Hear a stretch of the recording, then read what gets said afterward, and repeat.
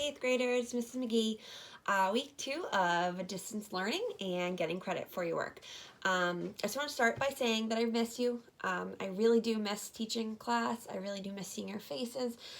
I really miss the projects we're working on. I think that it's normal to have a lot of mixed emotions right now.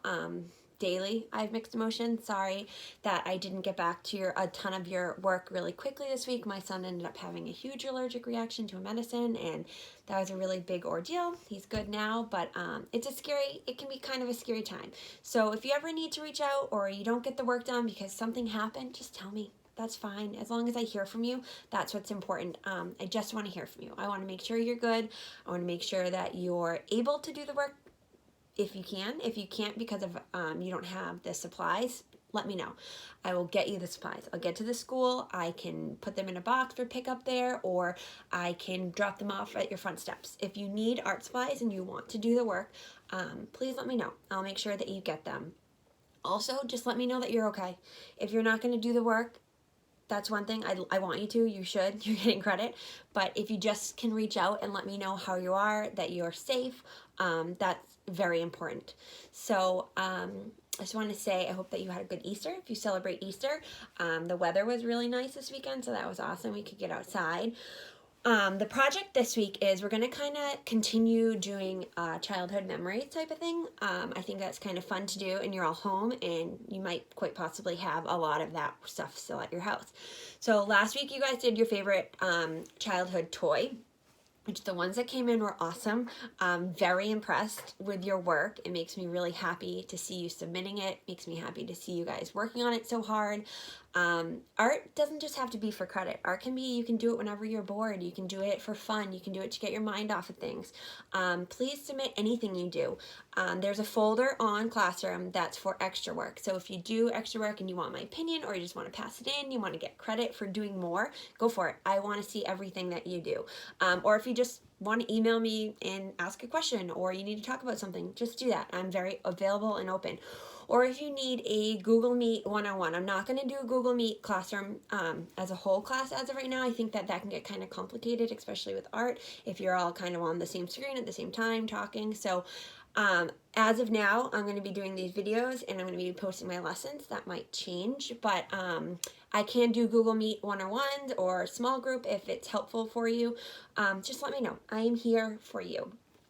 So this week's project is you're going to choose your favorite childhood book. I made a PowerPoint and it pretty much shows everything that you're supposed to do in the PowerPoint, but I just wanted to explain a couple things. So choose a storybook cover that you like, that resonates with you. Maybe one that you think you can recreate. So I chose, for my example, Chicka Chicka Boom Boom. So I don't know if any of you have read. It's a book about an alphabet. You know, it's cute. It teaches the kids about the alphabet and counting and all of that. So what you're going to do is you're going to take the overall look of this book and you're going to change one or two or a couple things about it. So you want the viewer to see the book, the cover that you make, and know what book it's supposed to be. So you don't want them to look at it and be confused, like, I don't know what book cover this is supposed to be. So you can change the title, but maybe still do it in the same font and the same color. You can change the illustrators or the authors, but do it in the same font and put it in the same spot. You could change the pattern. So out here, you could do a pattern. You could add something within the leaves, but still have the same composition of this book so that when someone sees it, they know what book that it's supposed to be, or maybe they don't even notice that you changed the title because you did it so well. So if you look at my example here, I changed the title, Dig Dig Crash Crash, and I made it written by my two sons, Nolan and Henry McGee, and illustrated by Mom. So do you notice how it's the same composition, the same colors? I've changed the pattern on the outside. I've changed the colors a little bit, but for the most part, if you look at this, you'd probably know that I'm trying to represent this book, and maybe you wouldn't even realize the words are different just because you'd see it quickly and be like, oh, that's Chicka Chicka Boom Boom. Or maybe you'd be like, oh, what's that? That's different. But so the idea is that you're trying to choose a cover and make it look like that cover, but changing a couple things creatively that represent you. Or if you can get creative, you can get funny. It's really up to you how you're going to make it a little bit different. Start with pencil, draw lightly, and again, for supplies, use anything you want. I chose Prisma markers and some just Crayola markers. You can do paint. You can do color pencil. It depends what kind of cover you did. Some book covers are done in pencil and colored pencil. Some are done in paint.